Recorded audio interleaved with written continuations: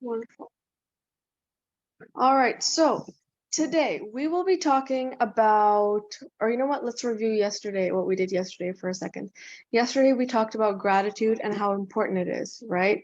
And how you show your gratitude to Allah by praying 5 times a day, right?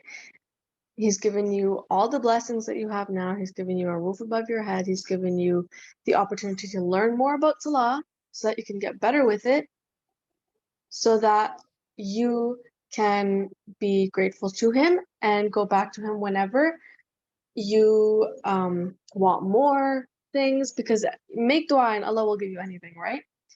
So that was yesterday. Today we're going to be talking about shaitan a little bit and hypocrisy.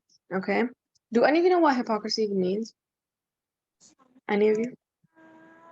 Hypocrisy, it's an interesting word.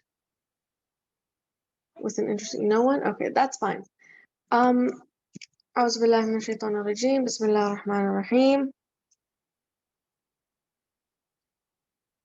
All right, so is shaitan Muslim? Can any of you guys answer that?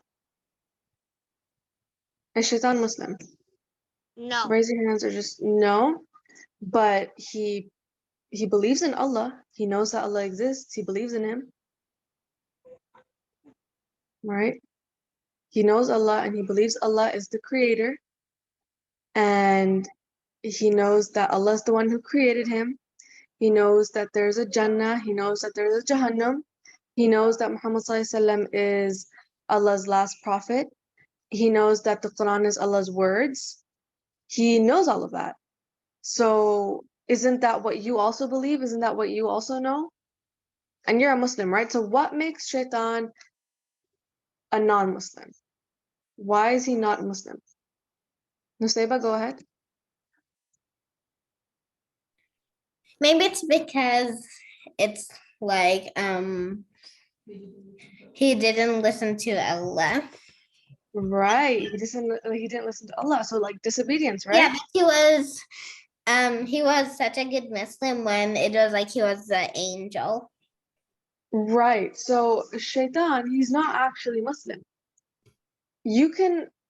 So basically the thing about Islam is that you can't follow bits and pieces of it. You have to follow all of it. If you believe in Allah, then that means you believe that there's a Quran as well. If you believe in the Quran, that means you believe that there were other holy books as well. If you believe in Muhammad ﷺ, you believe that there were other prophets as well, right? So it's not just a few things or a pick and choose kind of thing. It's you have to believe everything, okay? So shaitan is not a Muslim, obviously, because he does not obey Allah. He disobeys Allah, right? He refused to obey the command of Allah, and he didn't want to submit to the will of Allah. Remember, because when Adam alayhi salam was made, Allah had told all the angels and all like the jinn and all of the creation to bow down to him, not as a form of worship, not because Allah said worship this prophet now. He said it as respect, like bowing down in respect of Adam alayhi salam, right? So Shaitan, Iblis, he was so arrogant. He was like, are you serious? You want me to bow down to this, like, a bunch of clay? Like, I was made of fire. Fire is obviously better than clay. So what are you trying to make me do? Right? So there was this whole thing that happened between Iblis and Allah, and yeah, so that was where the disobedience started from, right? One of the most important things, right, that Allah has ordered us to do is Salah, right? Obviously, it's one of the 5 pillars of Islam. It's so important that Allah has commanded us to do it every single day, 5 times a day. So it's not just do it every other week or do it like 30 days every year, like Ramadan. It's not like he said do it once a year, like a zakat. It's not like he said do it once in a lifetime, like for what's it called, Hajj, right? So Salah is so important that Allah has told us to do it every single day, 5 times a day. So what about someone who like refuses this command? What about someone who's like, oh, I don't want to pray 5 times a day, 2 times is enough, or like maybe 3 times a day is enough. It's fine, doesn't really matter. Or maybe they say, oh, I can't do Fajr. I'll just do Zahar and Asr and whatever, and that's it. Or someone who's like, I'm not gonna pray 5 times the way Allah said, but I'll just like smush all of the salahs together and read it all at once. What about that type of person? What do you think about that type of person? Any thoughts? You can speak if you want to. Hello? No thoughts? That's okay. So this person, right? Would you think that this person is a Muslim or a non-Muslim? Because this Muslim knows that you're supposed to pray 5 times a day. This Muslim knows that that is a command from Allah, but this Muslim just doesn't pray because they just don't want to. They feel lazy. So what do you think about this Muslim? Is this a good Muslim or a bad Muslim?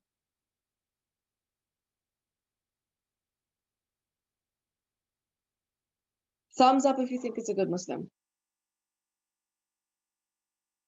Thumbs down. All right. Okay. Thumbs down because he is a bad Muslim. All right.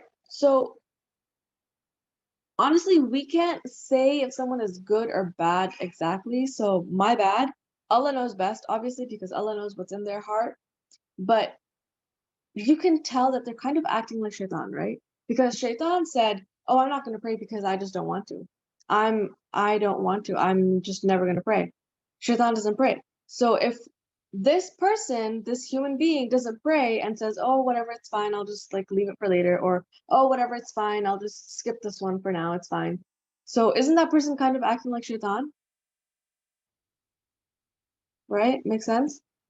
So Allah had obviously, like I said before, ordered Iblis or Shaitan to prostrate in front of Adam, right?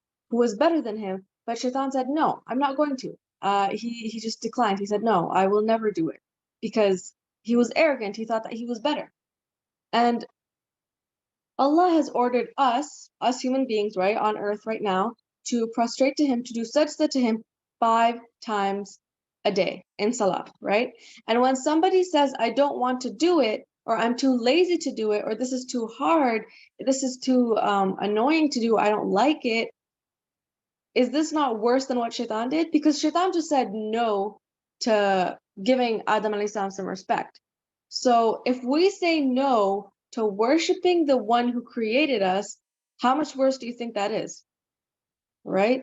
So you're basically refusing to pray to someone who is a lot greater than you. Allah, obviously, right? So this is very serious. And guess what? A lot of Islamic scholars and like people who have a lot of knowledge about Islam, they actually believe that this type of person who doesn't pray just because they don't want to isn't considered a Muslim. Did you know that? So your title of being a Muslim could be taken away because you don't pray, like on purpose, right? So it's a really serious thing, right? It's obviously very serious, or else this wouldn't be the consequence. Like your iman wouldn't be taken away from you, right?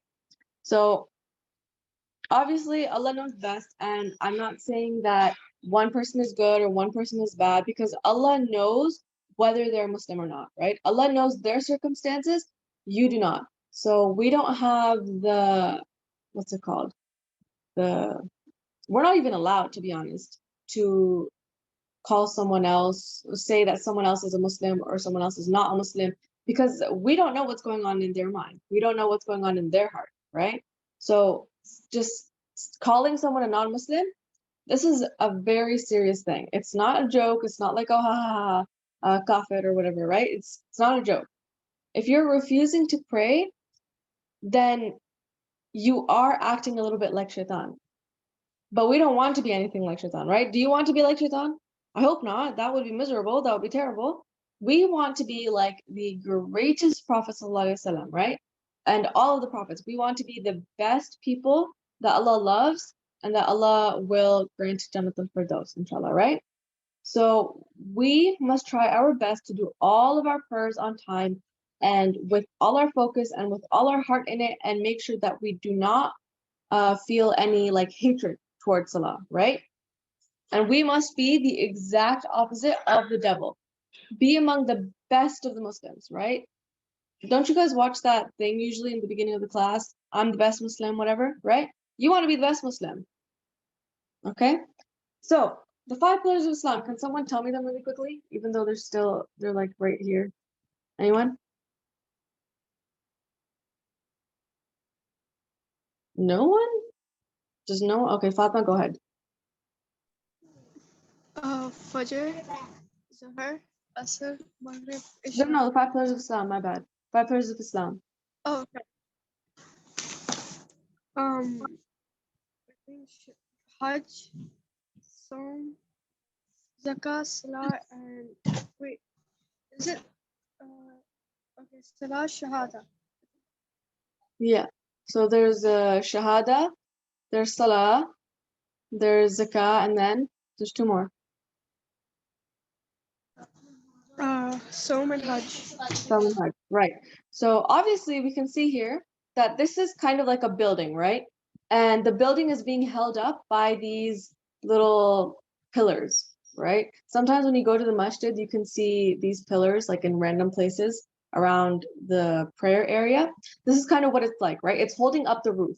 It's holding up your Islam, right? Your Iman. And Salah is one of these pillars.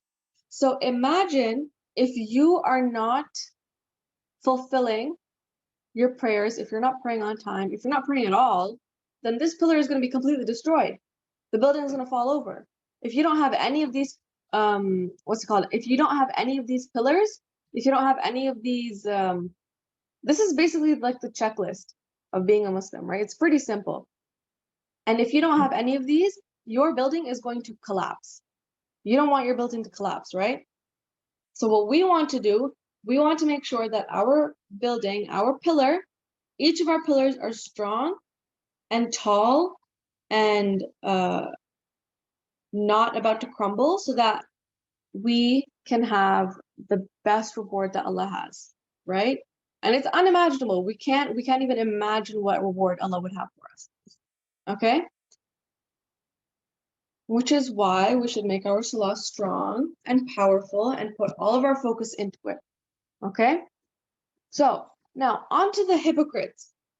Does anybody know what a hypocrite is? Raise your hand if you know what a hypocrite is. I think I asked this in the beginning. No one said anything. But that's okay. So, Nusayba, go ahead. You have raised your hand. It's the people who break their promise. Yes, that's actually one of the characteristics of a hypocrite. So, hypocrites are kind of like people who outwardly they'll be so amazing and so nice and like, oh, like for example, if you have like a really nice dress on, somebody will be like, oh, this is a nice dress, and they'll be genuine about it. But a hypocrite, on the other hand, will be like, oh, that's such a nice dress. But behind your back, they're gonna be like, ew, that was such a gross dress. I did not like that. Right? So that's kind of what they're like. And Allah has actually told us that the hypocrites are the people who will be in the deepest parts of Jahannam, where the fire is the hottest. So they're going to be they're the worst people. And the worst thing about them is that you don't know if a person is a hypocrite or not, because you don't know what they're saying behind your back, right?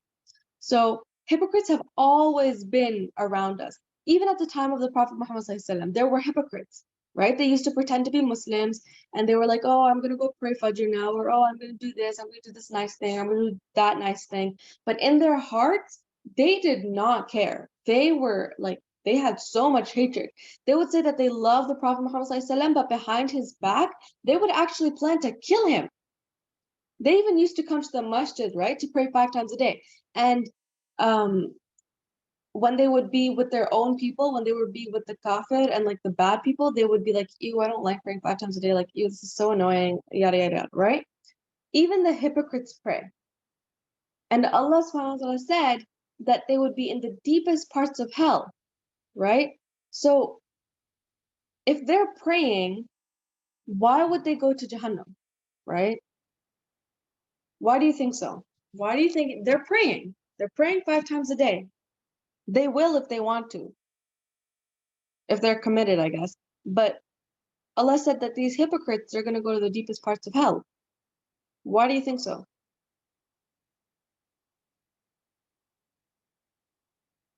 Fatima, go ahead. Because they still like, cheat or lie, or like they just don't have that faith in their heart. Yeah, that's true. Okay, Sarah had her hand raised. I'm gonna ask you because you haven't spoken yet, and I kind of want to hear you. Go ahead. Why do you think that Allah will send them to hell even though they pray? The hypocrites. I accidentally pressed that. Oh, okay. All right, never mind then. My bad. Okay, so so the point is, right? They were going to prayer. They would pray 5 times a day, and they didn't like it. They hated going for prayer. They hated praying Salah. And the thing is, they were only doing it to show off, right? To just get it over and done with. Because they didn't really care. They just wanted to show off to people and be like, oh, look, I'm such an amazing Muslim, yada, yada. They didn't really remember Allah. They didn't think about Allah. They only thought about what people were going to say, right? So do you think a Muslim could turn into a hypocrite? Yes, they can. Muslims can turn into hypocrites, right? If we're the ones saying that we're Muslims, if we're calling ourselves Muslims, but we don't act like Muslims, we would be considered liars. We would be considered hypocrites. So if you call yourself a Muslim, one of the conditions of being a Muslim is praying 5 times a day, is fasting during the month of Ramadan, is being a good person, is reading the Quran, right? So if you don't fulfill these things, that would basically mean that you're lying, right? So think of hypocrisy as like a disease that anyone can catch. If you're not careful, you will get this disease, right? We all need to protect ourselves from this poisonous, dangerous, terrible disease that can lead us to the deepest parts of Jahannam, right? And none of us want to go to Jahannam. Okay, and how can we protect ourselves? By making sure that our intention is clear and that we don't have any like desperate need to like show off, like, oh look, she's gonna think I'm such a good Muslim now, or oh look, he's gonna think I'm such a good brother now, or whatever, right? This is basically Shaitan's goal. Shaitan's goal is for you to get this disease. Your goal is to go to heaven, to Jannatul Firdaus, inshallah, right? And you're not even thinking about it all the time. Shaitan is thinking about his goal all the time. He has a goal and a plan for you, right? He has a goal, a plan, everything is laid out perfectly. His goal is for you to be a hypocrite so that you can go to Jahannam. That's his ultimate goal. That's the reason he exists, right? So, Shaitan's plan, he works it in like steps, in small steps, which leads to bigger and bigger plans. He builds one on top of the other, kind of like Legos, right? Like these building blocks right here. So just like in Legos, you place brick on brick on brick to build something big, right? That's how a shaitan works. He puts little pieces together, teeny weeny little small sins that you might not think matter, but he'll use those little sins to make one ginormous sin, right? And this is how he creates a horrible, horrible, evil person. And he's going to try to take you there. He's going to try to build your Lego set of evilness, right? And you don't want that to happen. You want to destroy this Lego set. You want to make sure that this Lego set doesn't even move at all, right? So this is why you have to remember that you are actually stronger than Shaitan. You're stronger than Shaitan. Why? Because you're praying. You're praying. If you're praying, you have Allah on your side automatically. Shaitan doesn't have Allah on his side. Allah hates him, right? And if you're praying, guess what? Allah loves you. And that means Allah's on your side. So if you want to be stronger than Shaitan, you need to make sure that you're praying 5 times a day. You need to make sure that you are not missing any of your salah. You're supposed to make sure that you're not rushing through them, right? And here is an ayah that I want to talk about for a second. If anybody wants to read it, that would be amazing.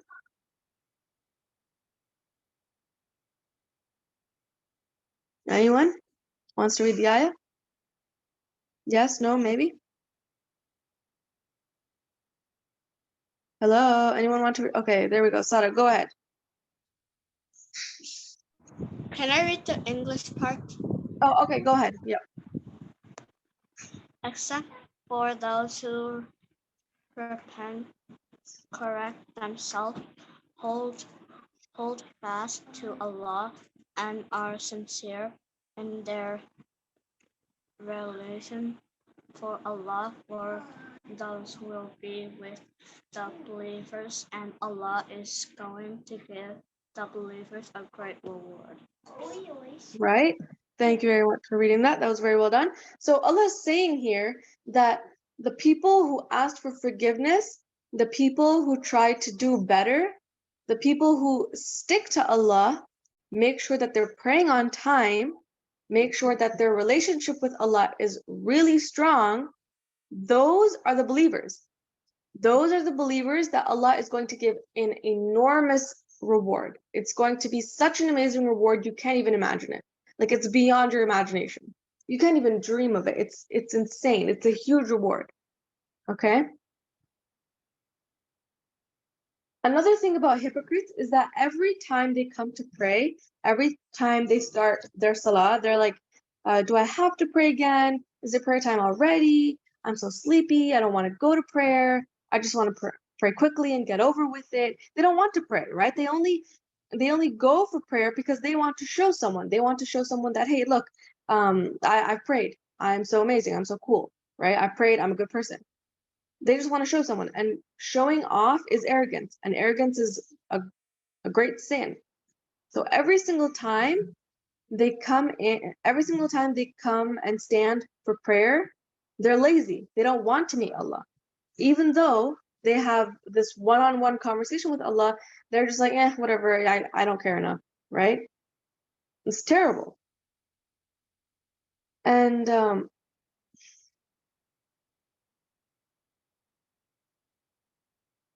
okay. So it is true though that sometimes we're lazy to pray, right? It's sometimes like we're too like tired, or sometimes we can delay prayer. We're humans, right? We always make mistakes. So does that mean we're also hypocrites? What do you think? Anyone? No. No, right, good. Thank you for whoever said that. Do you think that a hypocrite would be reading this book right now? Like doing this course right now? Nope. And do you think that this person would be learning all of this information to try to get better in their prayer? No. Do you think they would even care to get better in their prayer? They would. They wouldn't, right? We would though, because we're actually trying, right?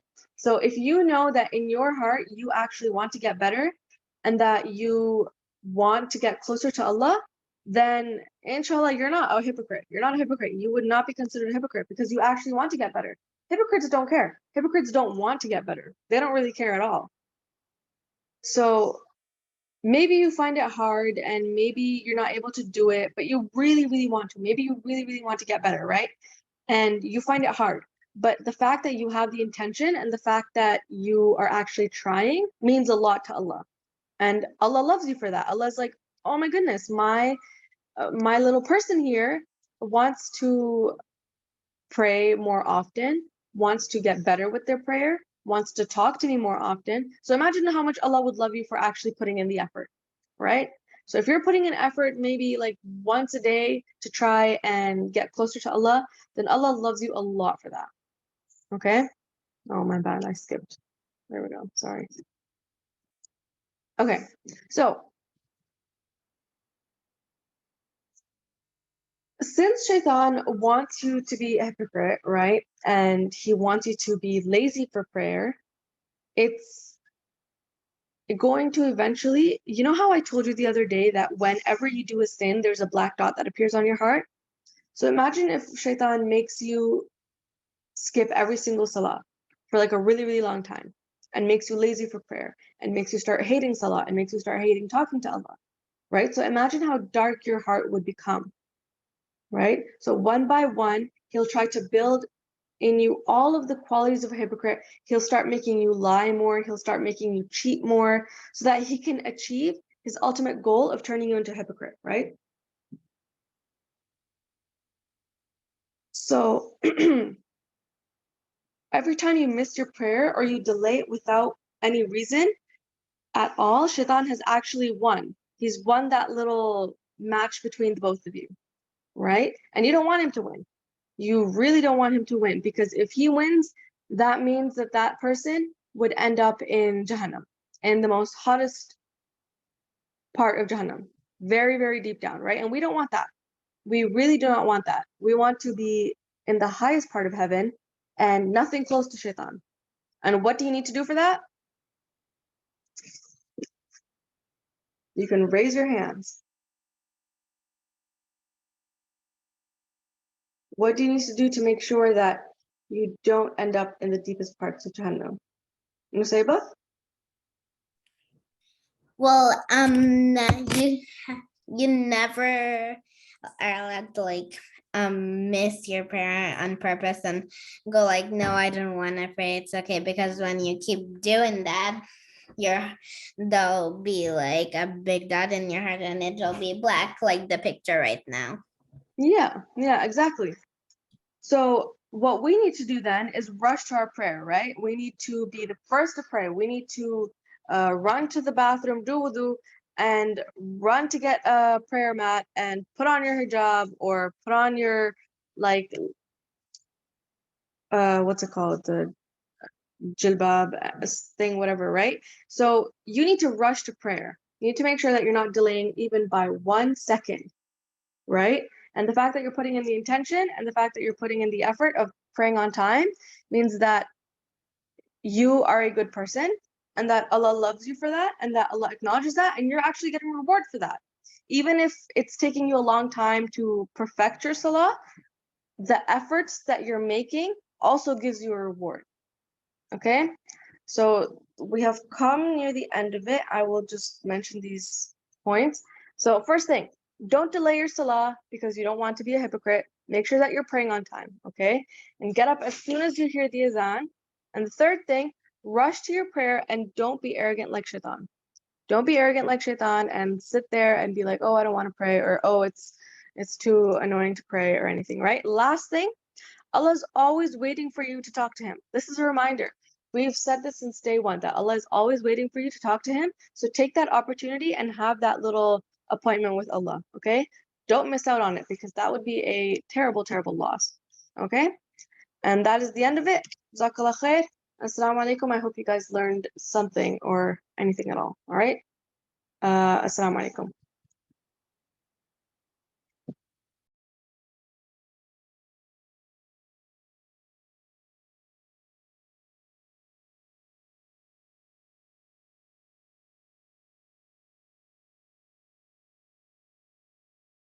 This one. What do we do now? Just a second. It's just gonna do her divine wisdom now. Okay. This one.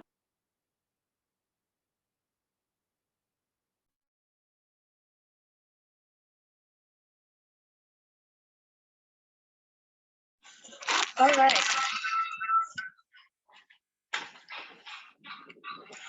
Assalamu alaikum, everyone. Walaikum assalam.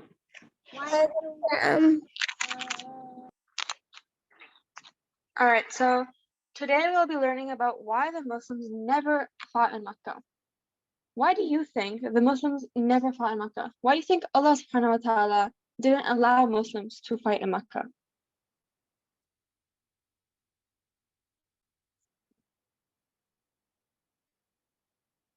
Anyone? Raise your hands. Why do you think Allah subhanahu wa ta'ala didn't allow Muslims to fight in Mecca? What could be the reason?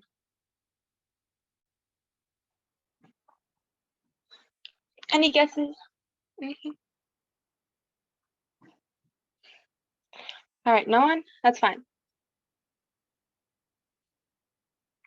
So back then, the permission to fight was given to Muslims after they had all traveled to Medina. Medina is a city in Saudi Arabia. It's right next to Mecca. Has any of you guys ever went to Medina just for Umrah or anything? Raise your hand if you have. Fatima has.